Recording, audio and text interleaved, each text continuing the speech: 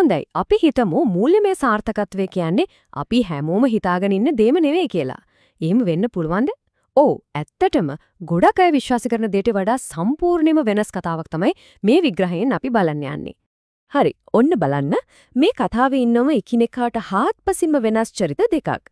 එක පැත්තකින් Ronald read, සාමාන්‍ය මුරකරුවෙක්, ගෑස් ස්ටේෂන් එකක වැඩ කරපු කෙනෙක්.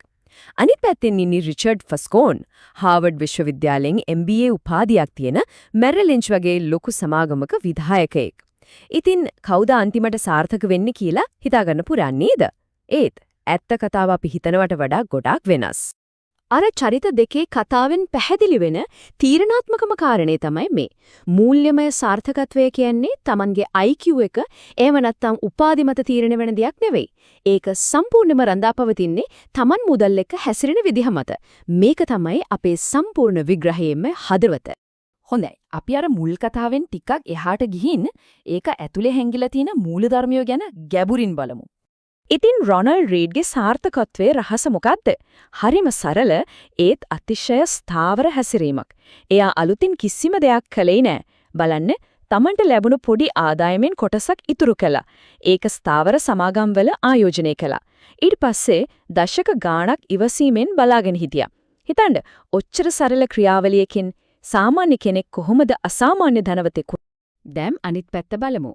රිචඩ් ෆැස්කෝන් ඉහළම බුද්ධියක් තිබුණා, කීර්තිමත් වෘත්තියක් තිබුණා. ඒත් ඒ කිසිම දෙයකින් මූල්‍ය විනාශය වළක්ව ගන්න බැරි වුණා. මොකද ඔහු උපේන විට වඩා වේගයෙන් වියදම් කළා. විශාල ණය අරගෙන ලොකු අවදානම් ගත්තා. මේ කතා දෙකෙන් අපිට පැහැදිලිවම පේන දෙයක් තියෙනවා.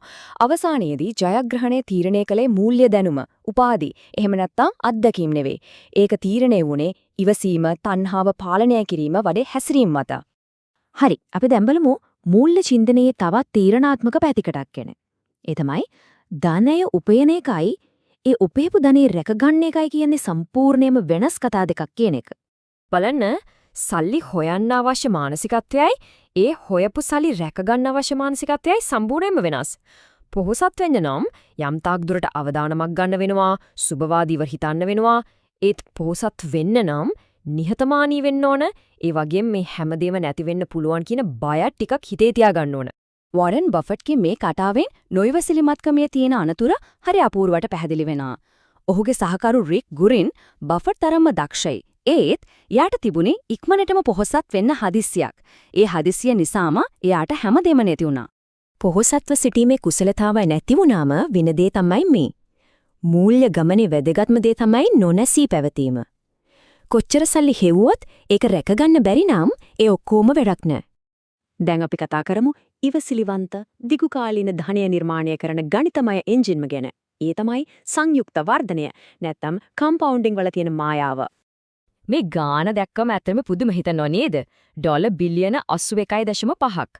ගොඩක් අය හිතන්නේ වොරන් බෆට්ගේ රහස සුපිරි කොටස් තෝරන එක කියලා. නෑ, ඒක විතරක් නෙවෙයි. එයාගේ නියම සුපිරි බලය තමයි කාලය.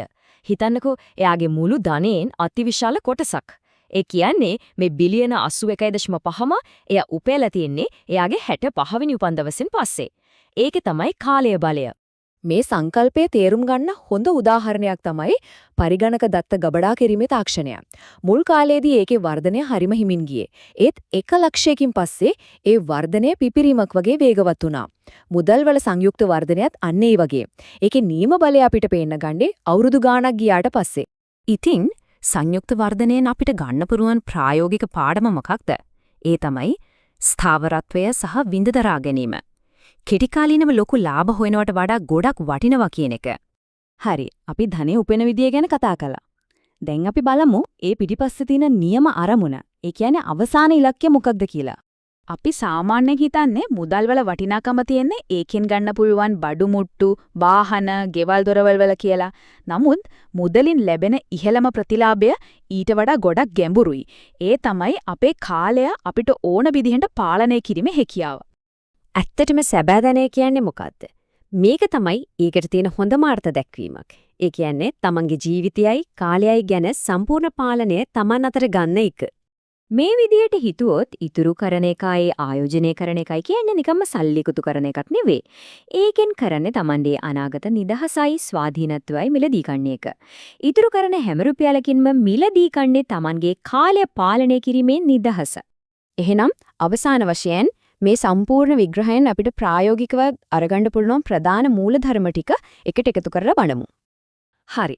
එහෙනම් මේ කාරණා හතර මතක තියාගන්න. පළවෙනි එක ලැබෙන ප්‍රතිලාභ ගැන වද වෙනවට වඩා තමන්ගේ ඉතුරු මනුපාතය ගැන අවධානය යොමු කරන්න. මොකද ඒක තමන්ට පාලනය කරන්න පුළුවන්. 2.